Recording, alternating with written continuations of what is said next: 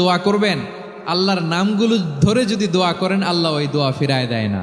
আপনি যদি দোয়ার মধ্যে বলেন ইয়া রহমান, সবাই বলেন ইয়া রহমান, ইয়া রহিম, ইয়া হাইয়্যু, ইয়া কাইয়্যুম, আল্লাহর চমৎকার নামগুলো ধরে ধরে যদি আল্লাহর কাছে ফরিয়াদ করেন, আল্লাহর নামগুলো ডাকেন, আপনার দোয়া মুহূর্তেই কবুল করবে কে?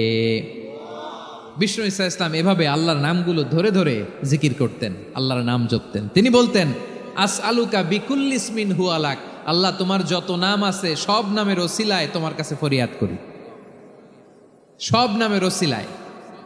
আনজালতাহু ফি কিতাবিক, যে নাম তুমি তোমার কিতাবে নাজিল করেছো। আও আল্লামতাহু আহাদাম মিন খালকিক, অথবা তোমার কোন সৃষ্টিকে তোমার নাম তুমি জানিয়েছো।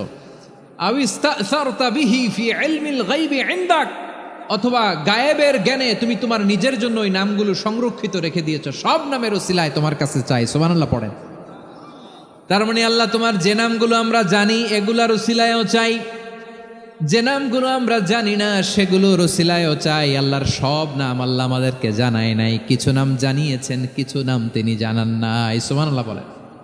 আল্লাহ তাআলা তার কিছু নাম কোরআনে উল্লেখ করেছেন, কিছু নাম স্পেশাল কিছু নবীদেরকে জানিয়েছেন, আর কাউকে জানান নাই। কিছু নাম তিনি কিয়ামতের দিন আমাদের সামনে প্রকাশ করবেন যে এইটাও আমার একটা নাম, এটা তোমরা কেউ জানতা না। সুবহানাল্লাহ, সারপ্রাইজ হিসেবে আল্লাহ তাআলা রেখে দিয়েছে, কেউ জানে না। কিয়ামতের দিন আল্লাহ তাআলা সেই নামগুলো জানাবেন। আর কিছু নাম আছে সেই নামগুলো আল্লাহ কোরআনেও বলে নাই, কোনো নবীরেও জানায় নাই, কিয়ামতের দিনও সারপ্রাইজ হিসেবেও জানাবে না। ওই নামগুলো স্বয়ং খোদ আল্লাহ ছাড়া কেউ জানে না। এজন্য বিশ্বনবী দোয়ার সময় বলতেন, আল্লাহ তোমার যে নামগুলো জানি, যে নামগুলো জানি না, সব নামের বরকতে তোমার দরবারে চাই, সব নামের ওসিলায় তোমার কাছে ফরিয়াদ করি। সুবহানাল্লাহ বলেন। তাহলে সূরা হাশরের মধ্যে আমরা আল্লাহর মোট কয়টা নাম পাবো দেখি, মনে আছে কিনা?